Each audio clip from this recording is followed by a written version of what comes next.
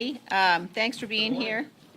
Uh, First of all, we really do want to send our prayers to the folks at the STEM school in Highlands Ranch in Colorado. The tragedy yesterday was devastating. We certainly are praying for everybody who was affected by that tragedy. Here in Washington, the Democrats continue to be determined to do everything possible to distract from things like the booming economy we've seen. More than 5.8 million jobs created since the 2016 election, over 650,000 construction jobs. Our unemployment rate, 3.6%, is at the lowest in history. Lowest on record unemployment rate for Hispanic Americans, lowest for women since 1953, lowest for veterans. So there's tremendous good news on the economy, and the Democrats are determined to do everything they can to distract from that. We've seen it now, particularly last week in the Judiciary Committee, where the behavior of the Democrats was absolutely unhinged, I think is the best way to describe it. The chairman of the Judiciary Committee, Mr. Nadler, either doesn't know the rules or doesn't care about the rules or both. That committee operated without a quorum. They refused to let Republicans speak. They refused to let Republicans offer amendments.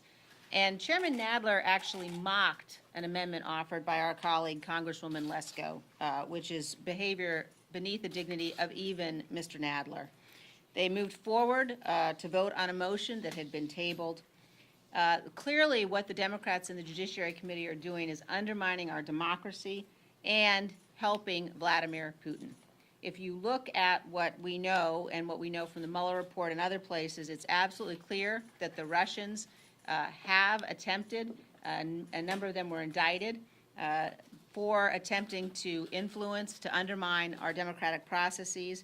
And the Democrats on the Judiciary Committee are doing exactly what Vladimir Putin would do if he could. They're also abdicating their responsibility to uncover these very serious foreign efforts. And we know that they're afraid that they cannot defeat President Trump and Republicans at the ballot box, and therefore they're conducting this show trial in the Judiciary Committee that is aimed at hurting the president. Some of them are even talking about impeachment, and it is certainly time for those sorts of behaviors to stop. It's fundamentally undemocratic. We'll be dealing with it through the parliamentarians, but at this time it's absolutely clear we've got to have a focus on the important constitutional obligations of the Judiciary Committee, which include coming back together for all of us to do the work of the American people and to stop playing games in such a devastating way for our Constitution and for our democracy. And with that, I'd like to turn things over to our whip, Mr. Scalise. Thank you, Liz. Last week we celebrated more great economic news. You saw more than 250,000 new jobs created. You saw unemployment drop to a 49-year low. More people getting into the workforce, more people having an opportunity to achieve the American dream, the lowest unemployment in the history of our country for Hispanic Americans, record lows for African Americans. We're seeing all kind of great economic news. Part of that great recovery is coming from our energy sector. Next week, I'm going to be proud to help welcome President Trump down in South Louisiana, where he's going to go see one of our LNG export facilities. This is a multi-billion-dollar private investment that allows American energy, the innovations that we've achieved through so many new technological advances, from hydraulic fracturing to deep water drilling, where we're able to actually now export natural gas to our friends and allies around the world. This is incredibly helpful as we counter Putin's influence over other countries. A lot of our allies in Eastern Europe or even in Japan don't want to have to get their energy from countries that don't like us and don't like them. And you see countries like Russia using energy as a tool, political tool, to exert pressure in other parts of their economy and their other parts of their political influence. And we're able to take that power away from Vladimir Putin when we can sell energy to our friends, so now they don't have to get it from adversaries like Russia. So when President Trump comes down to see that Sempra facility, again, we're proud to welcome him down to South Louisiana to see just how American energy is helping get our economy back up on track. Thank you, Kevin. But it also is a great example of the contrast between us and them when you look at what the Democrats up here, the socialist agenda of Nancy Pelosi is on things like the Green New Deal, where the Green New Deal would literally eviscerate fossil fuel development in America, getting rid of planes, getting rid of some of the other things they talk about. But we'd be getting rid of those jobs. We'd be getting rid of the things that are helping us help our allies all around the world. And so it's a great contrast with what our agenda is on the Republican side to advance American energy, to create jobs, to create this record low unemployment and these high wages. Average wages are now almost $28 an hour because of this great economic growth. And then the Pelosi agenda is things like the Green New Deal, AOC's radical idea to eliminate fossil fuel development in America, getting rid of those jobs and all of the things that come with it. So we're going to be continuing to contrast that. It's no wonder why you see this kangaroo court being carried out by Chairman Nadler, the things that he's doing to continue to harass President Trump, President Trump's family, President Trump's cabinet members. Why don't they focus on the business of the American people? Why don't they focus on things like in the Judiciary Committee, solving the border crisis? We have a crisis at the border. The president just sent a supplemental request to Congress so that we could have more money for detention beds and the things that we need where our border is being overwhelmed, or in some cases, over 4,000 people a day crossing illegally into our country, and the Democrats' heads in the sand. The Committee of Jurisdiction, under Chairman Nadler's mishandling of that committee, has led to a kangaroo court where he just wants to focus on harassing the president and his family instead of focusing on the problems that our country is facing, including this crisis at the border, where we don't have a secure border, and we need to address those kind of problems instead of what we're seeing out of Chairman Nadler and Speaker Pelosi's other liberal lieutenants. With that, yield to our leader, Kevin McCarthy. Thank you. Thank you, sir. Good morning. I want to associate myself with what Liz Cheney, our thoughts and prayers for those in Colorado. Today, as we speak right now, in Judiciary Committee, Chairman Nadler is carrying out his personal beliefs. He's disagreed with this president long before he ever ran for president. He decided on the night of the election that he wanted to impeach this president.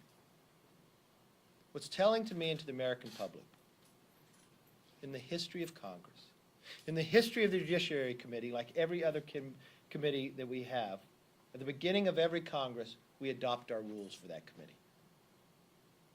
Never have we ever had a staffer interview a cabinet individual in that committee. After the Attorney General Barr agrees to come to the committee to answer all the questions from those who are elected, Republican or Democrat, just as he did inside the Senate, Chairman Nadler decided to change the rules of the committee, to change history. Attorney General Barr was correct not to come. If you watch Nadler's handling of his own committee, I've never had so many questions from both sides of the aisle on the most basic motion of his inability to understand the rules. But now Nadler is doing something much different. He has asked the Attorney General to break the law, and if he will not break the law, he will hold him in contempt. Let's just look at the facts. Attorney General Barr was given a responsibility with the Mueller report. He quickly on the weekend gave a synopsis out so the American public could know have an idea. He quickly then, what I believe is a full transparency, released it to the entire public. If you look at it in 2 volumes, was there collusion and was there obstruction? Volume 1, 90% of everything is out there, not just to members of Congress, but to the entire public.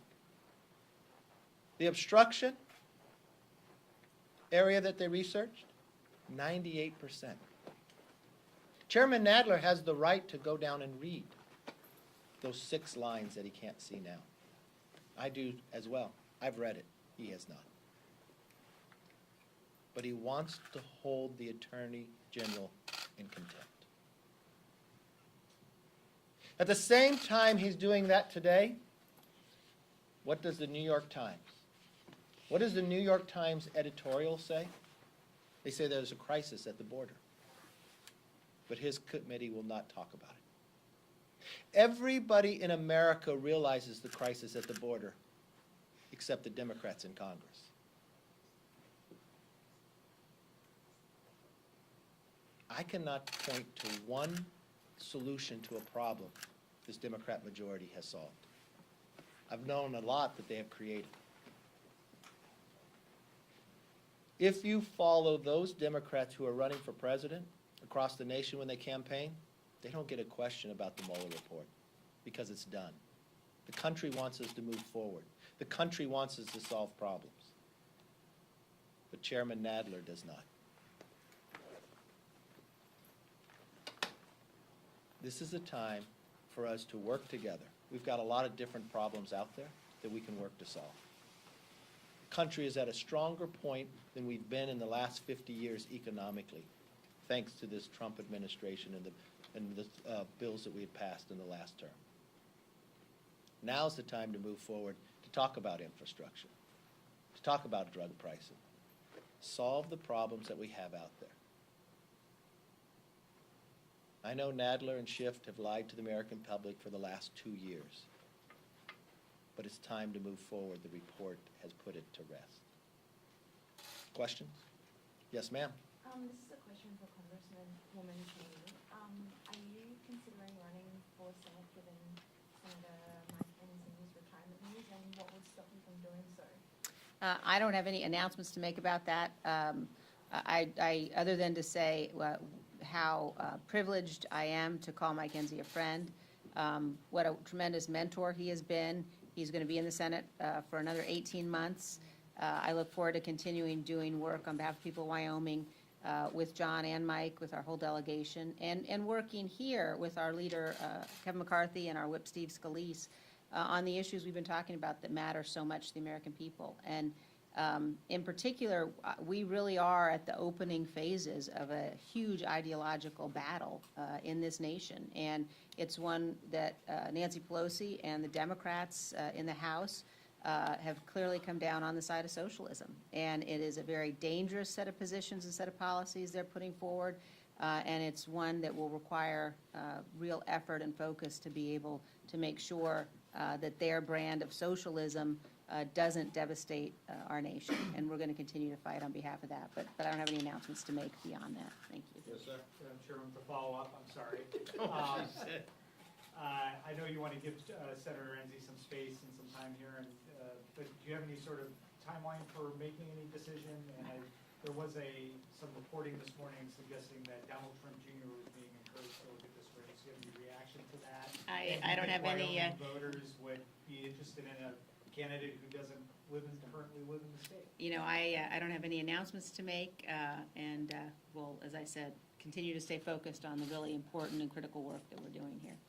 My question is also a follow-up, but for Mr. Scalise and Mr. McCarthy, have you guys given her any encouragement or advice about running? What do you think she should do? I think Liz has made a pretty clear statement on that. Look, I think Liz has been clear. She's doing a tremendous job here. I think the senator has done an amazing job. He announced something very early. He's got a lot of work left to do. This is a race that you don't even file till next May. So I understand your job, but I think Liz has answered that question. If she does run, she would have to step down from leadership. Is that something you guys would ever reconsider? No decision has been made yet. We love having Liz, and But we'll be sure to come in here and have all those conversations with later. you guys. Yeah. All right, I'm glad we got all the points across. Oh, you have another question? Back for Liz again? Not for Liz this time.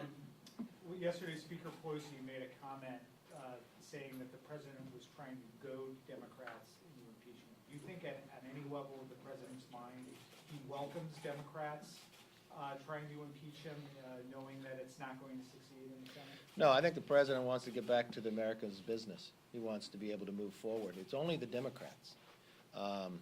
If you look and see what Nadler is doing, Chairman Nadler, every action he's taken, is this only time anything's been taken like this, was impeachment. The Democrats decided the day of the night of the election that they wanted to impeach this president. They had lied to the American public for the last 2 years. The report comes back, no collusion and no obstruction. But what do? They ask the Attorney General to break the law, and if the Attorney General will not break the law, they're going to hold him in contempt. I really think the American public expects more from Congress. Even the New York Times is giving direction to Nadler, and he will not listen. There is a crisis at the border. Everybody in America understands the crisis at the border, except Democrats in Congress. Thank you.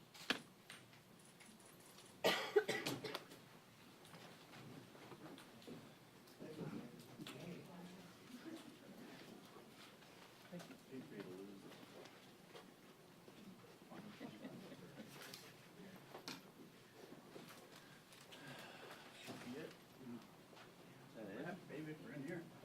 That's it, man. That's it. No more fireworks? Is the 2145, the suicide hearing over in